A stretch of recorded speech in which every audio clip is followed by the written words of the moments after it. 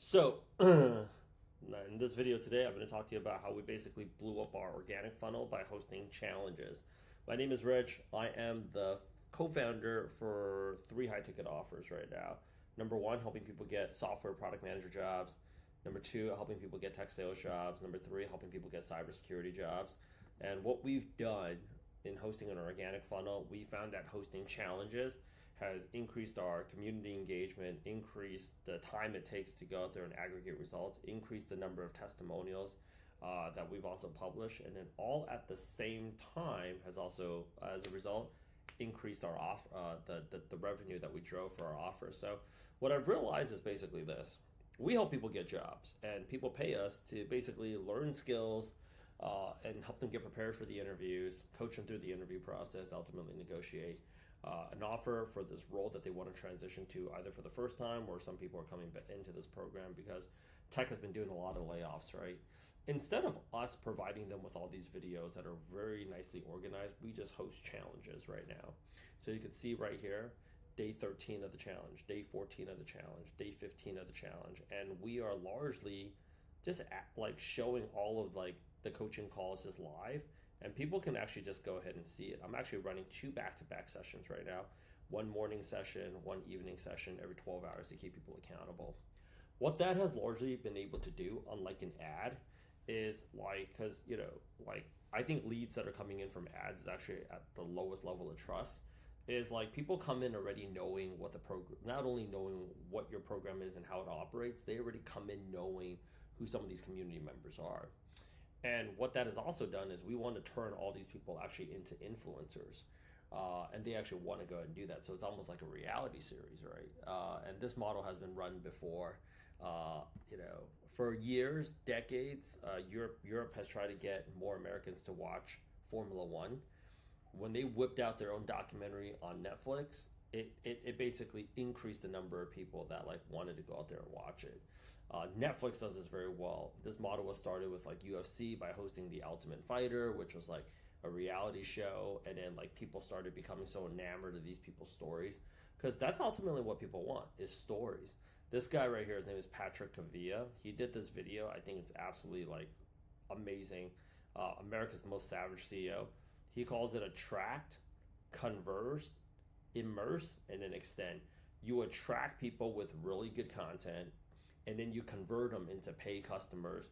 You immerse them into the community, and you basically extend their lifetime value as customers, right? Very, very, very genius, I think, of a business model. And shows like run this thing all over the world. I don't know if you guys watch this, but like this was a huge hit in the Asian community. uh, Culinary Class Wars, which was like a cooking show. Think like Top Chef Korea edition, right? And people love like it's a proven genre, And almost every chef that made it to the finals, to tell you the truth, their restaurants all got fully booked and reserved out. Even their overseas branches got booked out. Like this chef right here, he has like his main one in Korea, but he also has another one in Hong Kong. Just after this show, I think like they said like the reservations booked out for like a few months in advance within like 20 minutes of him just announcing that he was just going to make a guest appearance at his branch in Hong Kong because people love the whole personal brand. MTV figured this out when they dropped things like The Hills. This is actually not new stuff. Like, oh yeah, this is like another one called Show Me the Money. There's like music shows too, like starting with like we all know and love like the original American Idol, and they had their thing for like a while. But like that model has been replicated so often. The point of the story is whether it's sports, like once that thing proved out, like golf was like, yo, we want our own version. They have golf swing, they have like a tennis version of it. The thing is, people are immersed in stories. And if you go out there and you try to like if you try to go ahead and sell your offer, this is what I tell all of my clients because I do this for other boot camps and other coaches and other consultants as well. The days of people showing up and throwing up an ad where they're coming out of a Ferrari, a Lamborghini, or Cybertruck, those days are freaking over. Because even if people buy into those programs, they seldom generate real results unless you're doing a lot of hand holding. And people should be advertising the amount of hand holding that they do, because most people, we're showing our competition what we're doing every single day, and our competition still can't even replicate it. You want to know why? Because they suck.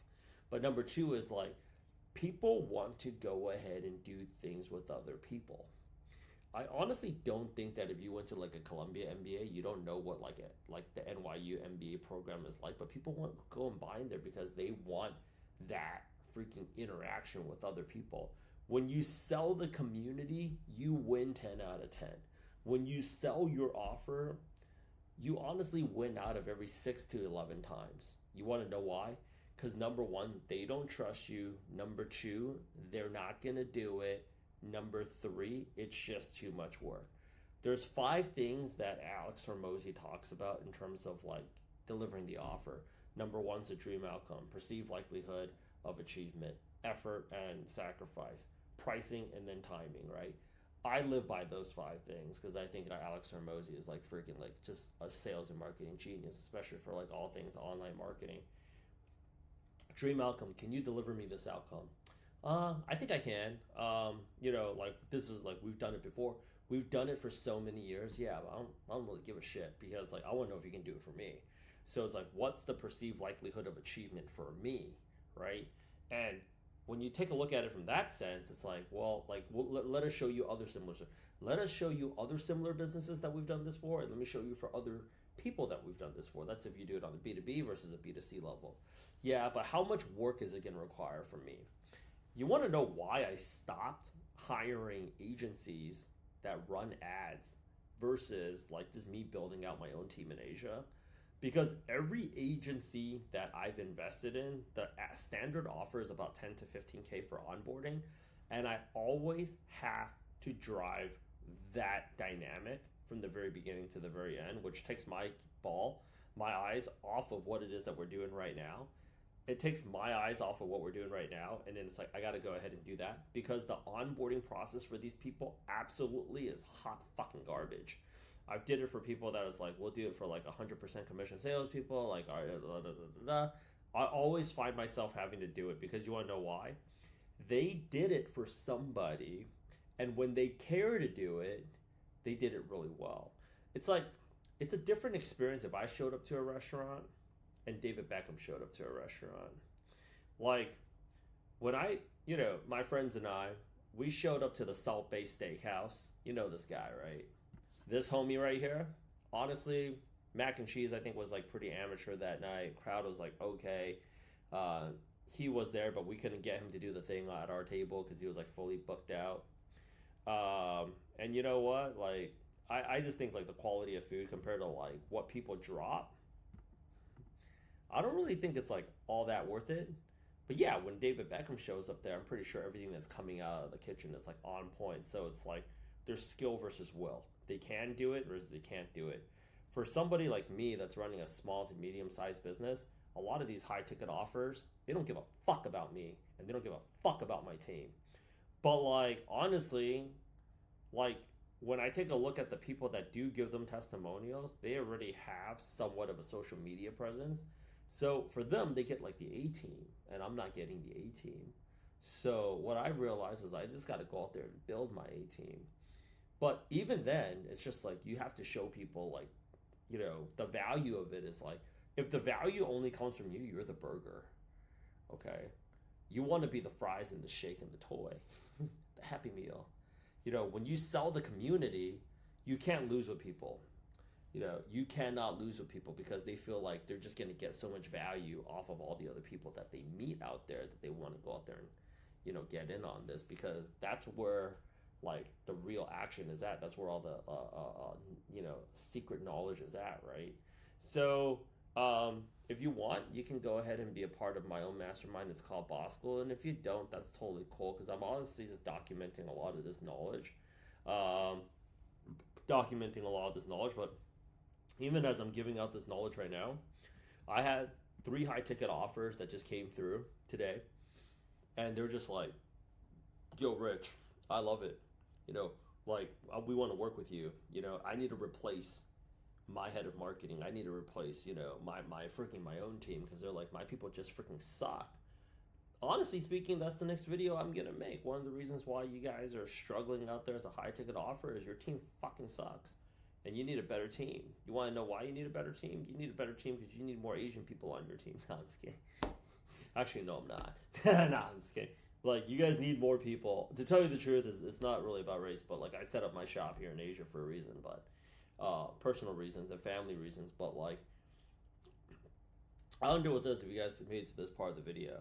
Most American talent sucks because the amount of money you're paying them isn't really going to get them out of bed in the morning. You want to hire people where you can get the most out of them because, which is what I'm going to cover in my next video. So subscribe if you haven't already, and just drop the $67 to come to Skool, and cheap bastards. Because I'm going to bump that thing up anyways. Is like, you want to go ahead and actually pay people where that money is going to make a difference to their standard of living. For most Americans, unfortunately, that are making six figures, giving them an extra $10K a year is really not going to make that big of a difference for them. Because after Uncle Sam takes his freaking piece, it's not a whole lot left. But if you bring it to another part of the world, and it could be Asia, I chose Asia for my own reasons. You know, it could be like, you guys can set up shop. Like, there's tons of awesome talent. I've worked with some really awesome talent out there in Argentina. That was just me, but for like the Latin America region. There's a lot of people out there that are based in Dubai that are freaking awesome. There's a lot of people out there in Singapore that are awesome. You want to go ahead and actually work with people where it's actually going to make a difference so they feel a little bit more motivated.